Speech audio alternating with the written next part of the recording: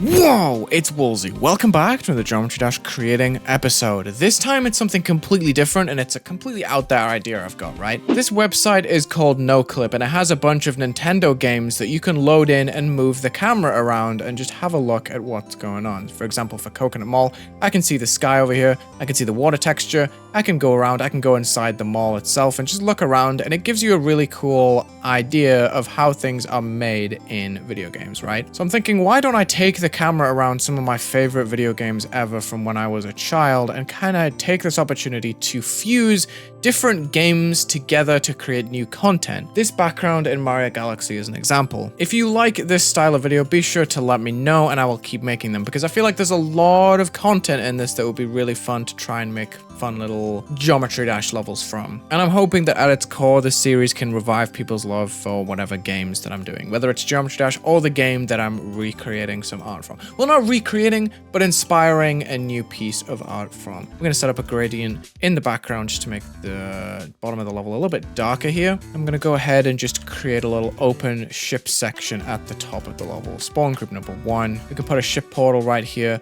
We're going to make it free mode and just increase the easing and stuff so we can just fly around here. Let's just hide both of these things and we can get to work. I think the best place to start is the horizon, to be honest. Let's just place some glow here. We're going to warp this up to be pretty large. We'll set it to be a copy of the background color but with blending, and then we can use the HSV button right here. We can desaturate it a little bit just like the actual image that I'm looking at here.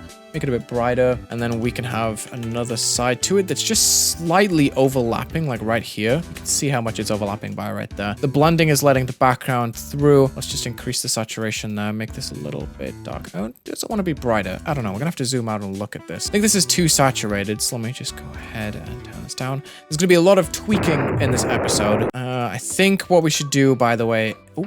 Excuse that ship portal. Actually, we need to hit that portal. Dude, what am I doing? We should move all of this onto a different editor layer first off. We're going to copy paste. We're going to link it first. Dude, don't get ahead of myself. We're going to make that one glow object. Then we're going to warp this thing down so it's brighter in the center. Yep, it's a little bit too bright. I'm going to introduce a group right here, number 2, which I'm going to set up on an alpha trigger just to turn that down in the center. So we have a lower opacity version of the glow in the center. You can see the difference with and without it there. I'm going to take each glow piece, flip it around, and stretch it up just so we get a bit of density here. It places more focus on the center of the screen because the background is just going to naturally be that little bit darker. So we have some glow on each side. We may even decrease the opacity of that. Let's just use group number 3 to make a 45% or something like that. Yeah, why not? Let's put all of this on a moving group. That's going to be number 4. Simple as this. We're just going to lock it straight onto the x-axis. We're going to put this on a -1 so it goes forever. And then on the y, we're just going to put a very, very low y mod so that it doesn't exactly move with us, but it stays on the screen a bit more as opposed to leaving that on a 0. I'll show you what I mean. It's a bit more static here. Oh gosh, that's not good at all. Dude, come on. 0.1, yeah. Just to make it a bit subtle as it's moving up and down ever so slightly with us. I think this is cool. Now, where do we start? Do we start with the glow splotch in the middle? Let's analyze this. So we have this little texture that's on the ground. It's quite low res. We can probably make it a bit cooler. We have a lens flare in the center with a lot of light, and then we have some stars on the top. Nothing is moving, but we're going to make a parallax effect. I think we start with some stars just to build up the level a little bit. So we're going to use a particle here, and we're going to drag this all the way up so it fills the entire box. We can actually just increase the variance all the way up. We don't want any movement on these objects, so this is going to stay pretty stationary. Start with nothing, maybe go a little bit larger in their lifetime, which should be much longer, by the way. I'm just going to type in a 3-second duration. We're going to crank that number of particles up. Press the calc button so the emission button just like jumps. Let's vary their size a little bit too. Do any get too big? Actually, we can vary the starting size. Some of them are going to be a little bit bigger and they have a bit less of a jump to go from nothing into that big square size. Okay, let's change the texture to be a twinkle, and then we can make them fade in and out like this. This is a good start, just so they kind of breathe and they don't spawn. They feel a bit more natural this way. I'm going to move that up, and we're going to warp it to be pretty large. This is a good start. This already looks pretty decent. We're going to set this up on a new group. It's not going to lock the same way as everything else on the horizon does, because we want to create some layers between the stars. What I've been doing is setting the move time to 15 seconds, just so it lasts for the duration of a pod. But to make it infinite, what you do is you set it to -1.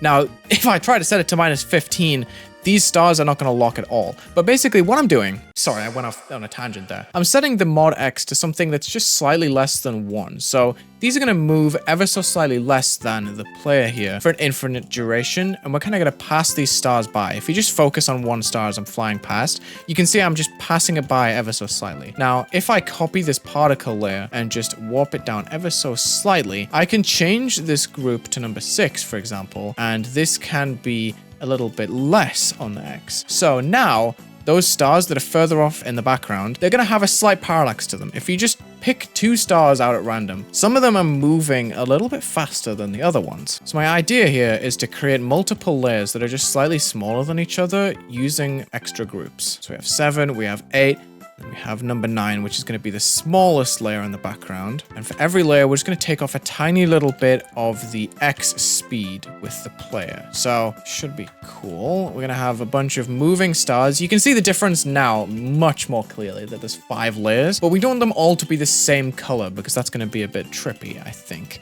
I don't know if it's gonna make the parallax stand out, if that makes sense. I'm also gonna copy paste these and just spread them across, just so we never run out of stars, because we are moving faster than them. So to make the opacity difference, I'm gonna set up alpha triggers for each layer. I'm gonna skip number 5, because I want that to be full. We're gonna go straight to number 6 and make it something like 80%. And we're gonna just test how it looks if I decrease from 10% every single time. So let's just go number 60 and then 50 for the last layer here. Just so we have kind of an effect where these stars are going into the background. This looks good. I quite like this so far. We have our horizon line and we have the stars in the ceiling. Now you may notice that this line in the center is kind of chasing these stars up and down the screen. That's because I did not set up the Y mod to be the same as the horizon line. So let's just put that on 0.1, and now everything is moving the same. There we go. We kind of feel like the background is bigger than us with these 0.1 Y controls, if that makes sense. It would feel a lot more static if we didn't add that. But next we have to add the horizon shine. Let's just take a look here. We have a lens flare in a circle, and then we have a 6-point star in the center, and we have this huge line at I think the perspective slightly changes. This lens flare unloads itself whenever I move around. I'm just moving with the galaxy at this point. Look how the lens flare despawns, by the way, when something is in front of it. I think that's cool. If I was to make a GD level, I would definitely try to incorporate that in some way. But yeah, this looks good. It shouldn't actually be too difficult to create, to be honest. We just have to create this glow shape. I'm going to make it quite wide. I'm going to make it in a new color channel, which is going to be white blending. I'm going to flip it onto itself and make it a little bit larger like this. Okay, that looks decent. We're going to make sure that we have another layer that is maybe going to be background colored, but just a little bit taller. You see how the shape changes there? Let's change the object to be background colored. Yeah, kind of just builds it up a little bit. So we're kind of just adding more to it. Even though this is a background blending colored layer, the white part of the glow strip is getting much brighter, you see? So it's actually worth adding this behind just to build up the horizon a little bit. Might even make it wider overall. We have to make sure that this is moving along with everything in the level. And now I'm going to make sure that all of these objects in the level so far are placed on B1. We don't want it to be T2 or T1 or anything like that, because this is going to go over the top of the player, right? Let's just put it B1. That's the lowest it can be without going above the player, and that means we can put detail behind it. So something that's going to be important for this level is placing a block in the background on B2 that is going to copy the background right here. Let's just warp it so it is on the same type of shaping as the top of the horizon so far. B2, we're going to make sure it's number 4. We should see the stars above it still. We're probably going to make it a little bit darker because it's not entirely blending in the way I want it to. There we go. You can see the glow is still looking good. You can see the block's actual color right here at the top, and you can see how the glow is kind of making it a bit boosted. What I might do, I'm just going to test. Does this look better when this glow is darker? I actually think it does. That's just personal preference. It's not like this in Mario Galaxy itself, but I just think it looks better when we're rising for the sky to be darker. Okay, so what you notice right there is nothing, because this block does not show up in game. What it's important for is to put an object behind it. Let's just take a giant object. I know it's a bush, it's goofy, right? But if I just put this on B3, it's only visible on the bottom side, which is going to be so important. Hold on, I just thought of a crazy idea to use this bush as a little bit of texturing for the background. That would be kind of crazy. Hold on. I'm just trying to show that it's important to have this so we can have the shiny details, like the ones at the bottom here, to be layered under this top layer. I think we should be able to have a very subtle layer here that is just going to lock to the screen. Why not? This is actually going to be a good start for the background, I think. So I'm just going to rock with it. But yeah, we should be able to have some really cool texturing here. If I use B3 in this clever way to put... Oh, these bushes should be below that object for sure. I mean, if I just use like a mint green blending, you see how we can texture the bottom side super easily there. We'll focus on that later. Or should we do it now? I feel like since I've talked about it so much, we should do it now. Okay, so now what you see is a giant glow beam that is seemingly going on forever. And all this takes to set up is one particle that is stretched up to be a ridiculous size here. It doesn't entirely work the way I want it to, but I cranked up the lifetime on this particle to send a bunch of these glow objects just going off to the left for a very long time. They kind of just fade on and fade off and move at a very slow speed, but stretching them, they look like little ripples of glow. So I can vary their size here too. So some of them are going to be larger than others when they get to the horizon line. And now I'm going to set their object color to be that light green that we talked about earlier. And I'm just going to level it down on its brightness here. So it's going to start something lower and be much darker overall. I think this is going to be quite cool because look what it does to the horizon line. It kind of gives it this little wave. Now, I don't know how this is going to look in game. It takes a while to get started, but it does have a pretty cool effect overall. So I quite like it. I might use it with a couple of different opacities just to build up a little bit of a texture. I'm manipulating blending with a brightness change here. I'll show you with a regular object. If I just place a big blending object right here and put it on T3, you see how it's kind of letting the background through it. Well, because of that, I can change the brightness and it kind of acts like light. That's what I'm doing with this particle object, but because it's acting like light and it's an opacity, I can move it to the side and then change the way that it works. Like I may be able to increase the speed here, make the sizes a little bit different, and that should create a cooler looking texture where it seems a bit more random what each beam is going to look like. Maybe I'll change the actual texture itself to be a different shape here. Like, I don't know. Let's try a hollow circle. Now that just doesn't look very cool, does it? This might look cool. That looks awful. Yeah, there's a lot of things that you can do, obviously, and not all of them are going to land. Now, this looks cool. This is a cloudy texture that I'm putting on right here. And I might even change the brightness of it on the color right here. And I could desaturate it to make it gray, which is going to make it look smoky because the actual thing that I'm looking at right here, it is gray. But it has this random-ish texture to it. Some of it is looking blue-green. Some of it is... It's actually moving away from the center. The more I look at it, the more I realize I'm kind of wrong here. But that's why I'm not claiming to be making that background. I'm just using it as inspiration. So, I don't know. I feel like this is just fun. This is my own space background. I'm going to do what I want. I'm going to create the shine in the background. I should probably make it a little texture as well. It should be pretty simply done, just using pixel objects. If I just layer this on B3, make it black with a little gray detail on it. Oh! That looks so bad. It's not as simple as I thought it would be. I'm trying to mimic the game ground here. It's not going super well, but I've managed to get something to kind of look like atmosphere. I've been loving trying to use objects in more creative ways. Pixel objects especially, because I feel like they get underused. Okay, we could get away with this for sure. We just have to make these objects flatter towards the surface of the horizon, and then start making larger layers underneath. Changing their opacity to something really low kind of just gives this that texture that's been missing this whole time on the ground, just to make it look like there's something down there. I don't know.